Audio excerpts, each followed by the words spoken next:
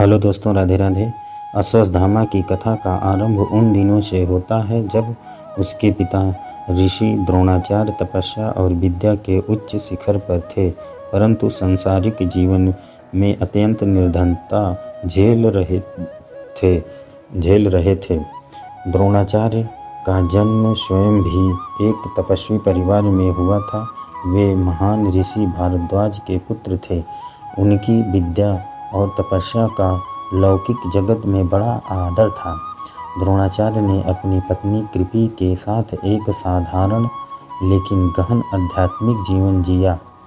कृपि स्वयं भी अत्यंत विद्युतीसी और तपस्विनी थी। उनका विवाह भले ही एक ब्राह्मण कुल में हुआ था, परंतु जीवन का संघर्ष उन्हें भौतिक कठिनाइयों के साथ बीच झुलसाता रहा। समय बीतता गया और जब कृपि ने गर्भ धारण किया तो एक दिव्य आभा उनके चारों ओर फैल गई। उनका गर्भ असाधारण ऊर्जा से भरा हुआ था। कहा जाता है कि गर्भ में ही बालक के अस्तित्व ने एक रहस्यमय कंपन उत्पन्न कर दिया था। जब कृपि प्रसव पीड़ा में थी तो तपस्वी और ध्यान के कारण उत्पन्न आध्यात्मिक ऊर्जा ने उनके पुत्र को अद्भुत तेज से भर दिया। अश्वत्थामा का जन्म हुआ और उनके जन्म के क्षण में ही एक अद्भुत घटना घटी। एक घोड़े के हिनहिनाने की गूंज सुनाई दी, मानो स्वर्ग में अश्व भी इस अद्भुत आत्मा के आगमन का स्वागत कर रहे हों। इसी कारण उनका नाम पड़ा अश्वत्थामा, अर्थात वह जो अश्व घोड़े के स्वर के साथ उत्पन्न हुआ।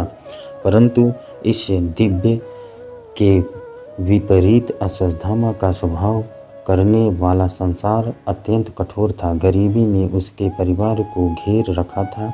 उसके पिता द्रोणाचार्य उसके पास अपार विद्या थी।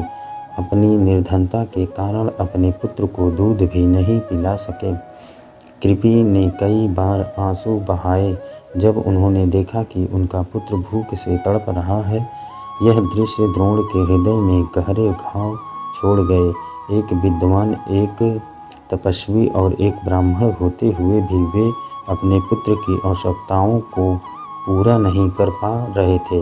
यही पीड़ा आगे चलकर उन्हें उस मार्ग पर ले गई जहाँ उन्होंने गुरु राजकुमारों के गुरु बनने का निर्णय लिया।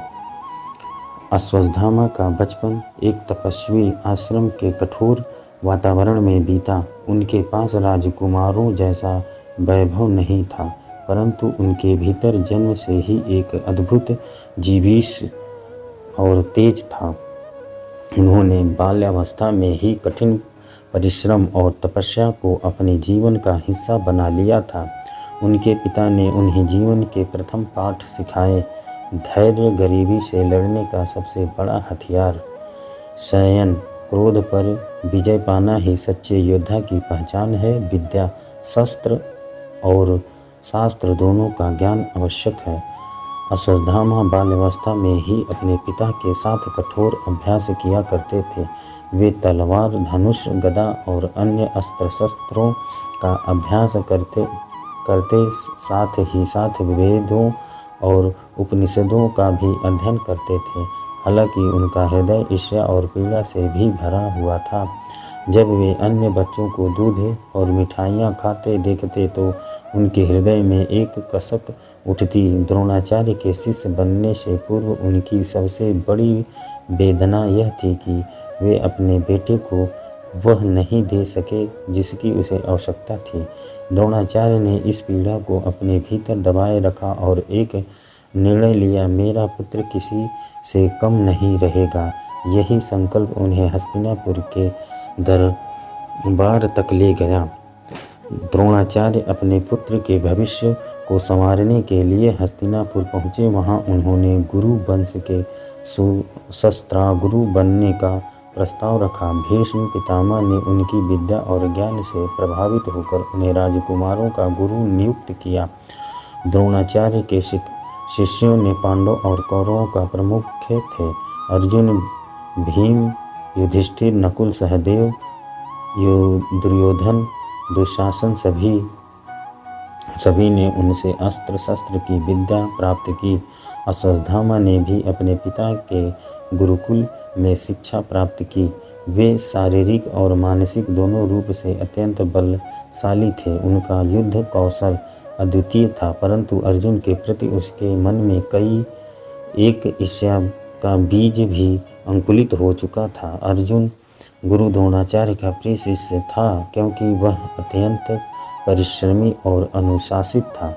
यह बात अश्वत्थामा को भीतर ही भीतर चुभती थी। हालांकि एक और गहरी मित्रता उनके जीवन में प्रवेश कर चुकी थी। दुर्योधन और अश्वत्थामा के बीच एक मजबूत मित्रता का बंधन बन गया। दुर्योधन ने अश्वत्थामा के भीतर के क्रोध और अहंकार को समझा और उसे अपने पक्ष में मोड़ लिया।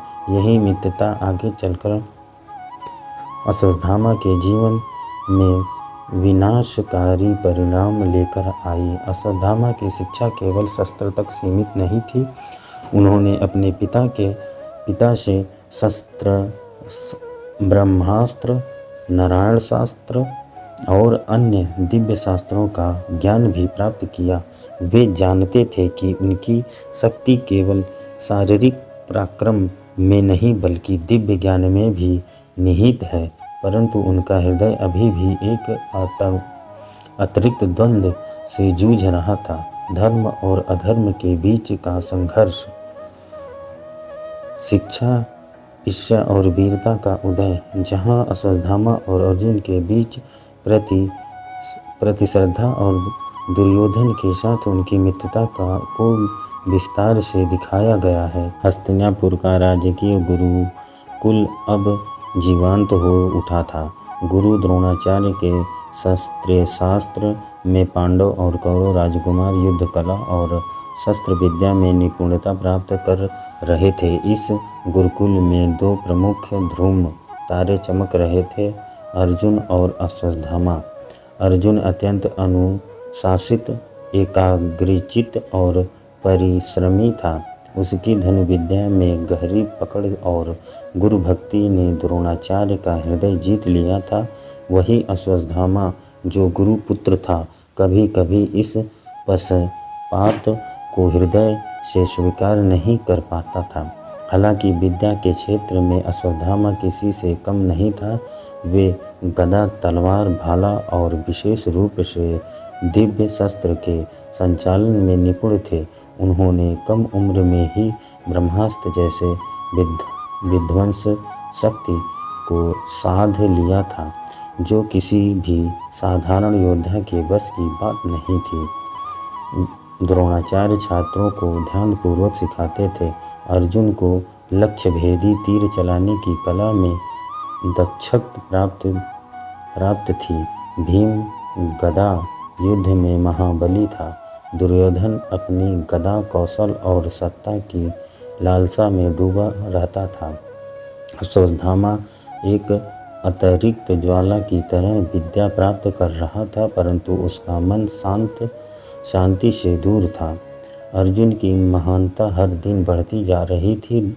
द्रोणाचार्य ने उसे एक बार वचन भी दिया था कि वे उसे दुनिया का सर्वश्रेष्ठ धनुर्धर बनाएंगे। यही बात अश्वत्थामा के भीतर एक गहरी ईर्ष्या का कारण बन गई। उसके हृदय में सवाल उठता, मैं गुरु पुत्र होकर भी क्यों दूसरा हूँ? और क्या मेरी योग्यता अर्जुन से कम है? यही द्वंद्व उसे दुर्योधन की ओर खींच ले गया। दुर्योधन, जो स्वयं पांडवों के प्रति द्वेष रखता था, अश्वत्थामा की पीड़ा को समझता था। उसकी मित्रता सत्ता और प्रतिशोध की नींव पर बनी थी। दुर्योधन अश्वत्थामा को यह विश्वास दिलाता कि तुम्हारे भीतर राजाओं जैसा तेज है। अर्जुन तो केवल एक साधारण धनुर्धर है, लेकिन तुम अमर हो, दिव्य हो। दुर्योधन के शब्द ने अश्वत्थामा को अहंकार को पोषण दिया। यही मित्रता भविष्य में उस त्रासदी की जड़ बनी, जिससे महाभारत युद्ध की ओर अधिक भीषण बन गया। अश्वत्थामा के जीवन में यह समय सबसे महत्वपूर्ण था। वह एक महान योद्धा था, परंतु उसके भीतर दो शक्तियां संघर्ष कर रही थी।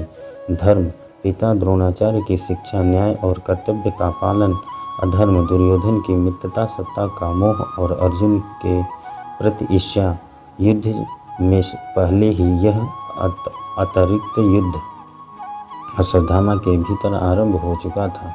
एक रात अश्वत्थामा ने अपने पिता से पूछा, पिताश्री, यदि आपकी शिक्षा धर्म के मार्ग पर चले, परंतु वह मेरा विरोध हो, तो क्या आप उसका साथ देंगे?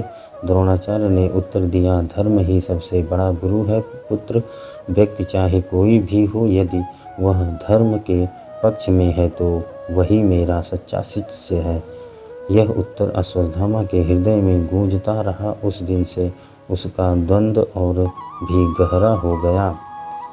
महाभारत युद्ध, धर्म युद्ध, अधर्म युद्ध। जहाँ अश्वत्थामा के युद्ध में उतरा अर्जुन के साथ भीषण संघर्ष और पिता द्रोणाचार्य के मृत्यु के प्रसंग के विस्तार प्रस्तुत किए जा रहे हैं।